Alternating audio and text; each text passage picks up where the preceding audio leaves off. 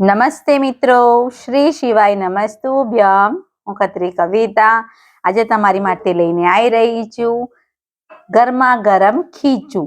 તો તેની રેસીપી આપણે નિહાળીશું. અને જો તમે મારી ચેનલ પર પહેલી વાર આવ્યા હોય તો સબસ્ક્રાઇબ કરવાનું ભૂલતા નહીં, જેથી તમને મારા નવા વિડીયોની નોટિફિકેશન મળતી રહેશે. તો ચલો આપણે સામગ્રી જોઈ લઈએ. તો આપણે 1 વાટકી ચોખાનો લોટ લીધો છે, તે તમને બજારમાં અવેલેબલ મળી આવશે. હું એ ઘરમાં દળેલો છે. અને આપણે આ પાપડ ખારો લીધો છે, ચપટી લીધો છે, તમે જોઈ શકો છો. તો વધારે નથી લેવાનું, આનાથી એકદમ સોફ્ટ બનશે આપણું ખીચું. અને આપણે આ સિંગ તેલ લીધું છે ઉપરથી ખાવા માટે. અને આપણે આ મેથીનો મસાલો લીધો છે, એ પણ આપણે ઉપરથી નાખવા માટે જ છે, ખાવા માટે એટલે. અને આપણે મીઠું લેવાનું છે પ્રમાણસર. આ આપણે આદુ અને મરચાંનો મસાલો લીધો છે, આવી રીતે ઝીણો કટ કરેલું હોય તે. અને આપણે અડધી ચમચી જીરું લેવાનું છે, તમે તલ પણ લઈ શકો છો. તો આપણે કઢાઈ મૂકી દીધી છે અને એની અંદર આપણે 1 ચમચી જેટલું તેલ ઉમેરીશું. આપણે વધારે તેલ ઉમેરવાની જરૂર નથી આની અંદર. આપણે જીરું છે એ થોડું આપણે ઉમેરી લઈશું. તેલ ગરમ થઈ ગયું છે તો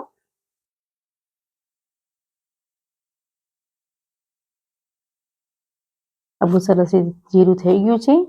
તો આપણે આ પાણી લઈ લેવાનું છે. હું એ 1 લોટા જેટલું પાણી લીધું છે, એનાથી થોડું ઓછું છે, પણ તમે વધારે ઉમેરી શકો છો. કેમ કે જે ઢીલું હોય તો ખાવામાં એકદમ મજા આવે છે, ગરમા ગરમ લાગે છે ખાવામાં. અને ઢીલું હોય તો એકદમ સરસ જ લાગશે ખાવામાં. એ પ્રમાણે હું પાણી બધું અંદર ઉમેરી લીધું છે પાછું. તો આપણે એને પાણીને ઉકળવા માટે રાખેલું છે. તો આપણે એના પહેલા આપણે મસાલો છે, આપણે આદુ અને મરચાંનો, એ આપણે ઉમેરી લઈશું.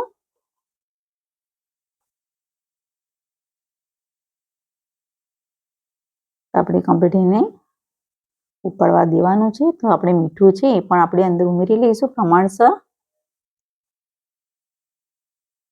તો આપણે એને બરાબર ઉકળવા દેવાનું છે. તો આપણે એની અંદર ચમચો નથી લેવાનો, આપણે આ રીતે વેલણ લેવાનું છે. તમારા હિસાબે તમારા ઘરે જે કોઈ પણ વેલણ હોય તો તમે લઈ શકો છો. અને વેલણથી આપણે બરાબર એને વેલણથી હલાવી લેવાનું છે બરાબર. તો આવી રીતે એને કમ્પ્લીટ વેલણથી જ હલાવતા રહેવાનું છે. તો આપણે એને બરાબર ઉકળવા દઈશું સારી રીતે. અને જો તમારે આ મસાલો ના ઉમેરવો હોય અને સાદું ખીચું બનાવવું હોય તો તમે ખાલી જીરાનો ઉપયોગ પણ કરી શકો છો. ખાલી એની અંદર મીઠું અને પાપડ ખારો જ ઉમેરવાનો છે, આપણે મસાલો ઉમેરવાનો નથી. તો એ પ્રમાણે આપણે કરી શકીએ છીએ. તો આપણે આ પાપડ ખારું છે એ આપણે ઉમેરીશું. હવે ઉકળી ગયું છે તો તમે જોઈ શકો છો પાપડ ખારાથી એકદમ ઉભરો આવે છે. તો એકદમ સોફ્ટ બનશે આપણું ખીચું. હવે આપણે થોડો થોડો ચોખાનો લોટ ઉમેરતા જઈશું અને આવી રીતે કમ્પ્લીટ હલાવતા રહીશું એક જ હાથે. તમે જોઈ શકો છો આપણે 2 મિનિટની અંદર આપણું ખીચું રેડી થઈ ગયું છે. આવી રીતે આપણે કમ્પ્લીટ આવી રીતે હલાવતા જ રહેવાનું છે. જે વધારે આપણે લોટ દેખાય એ પ્રમાણે આપણે એને બરાબર ગાંઠા દેખાતા હોય તો આપણે એ પ્રમાણે આપણે એને વેલણના મદદથી આપણે કમ્પ્લીટ એને તોડી લેવાનું છે. અને સારી રીતે આપણે કમ્પ્લીટ આવી રીતે હાથ હલાવતા રહીશું. નરમ હોય છે તો આપણે ખાવામાં એકદમ સરસ લાગશે. તો આપણે આવી રીતે કમ્પ્લીટ હલાવતા રહ્યા છીએ.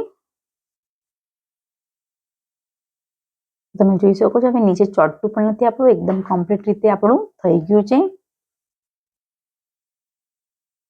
આપણે કમ્પ્લીટ હલાવી લીધું છે.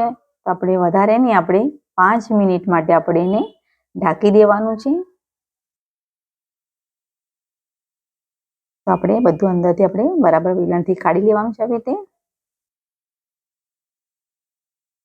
તમારે તરત ખાવું હોય તો પણ તમે ખાઈ શકો છો, પણ હું જરીક આને 5 મિનિટ માટે ઢાંકી દઈશ.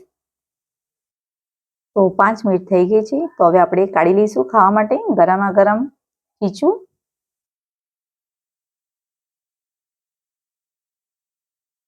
તો એકદમ ખાવામાં એકદમ સરસ અને એકદમ ટેસ્ટી ખીચું રેડી થઈ ગયું છે. હવે આપણે એને બાઉલમાં કાઢી લઈશું. તો આપણે કમ્પ્લીટ કાઢી લેવાનું છે આવી રીતે.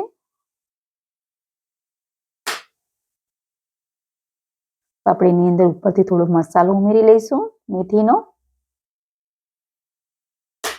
અને થોડુંક સિંગ તેલ પણ ઉમેરી લઈશું આપણે ઉપરથી. તમે મસાલો ના ઉમેરવો હોય તો ચાલશે, કોરું પણ ખવાય છે એટલે વાંધો નહીં આવે. તો તમે જોઈ શકો છો એકદમ ટેસ્ટી અને સરસ ગરમા ગરમ ખીચું રેડી થઈ ગયું છે. જો તમને મારો વિડીયો પસંદ આવ્યો હોય તો લાઈક કરજો, શેર કરજો અને સબસ્ક્રાઇબ કરવાનું ભૂલતા નહીં. Thank you.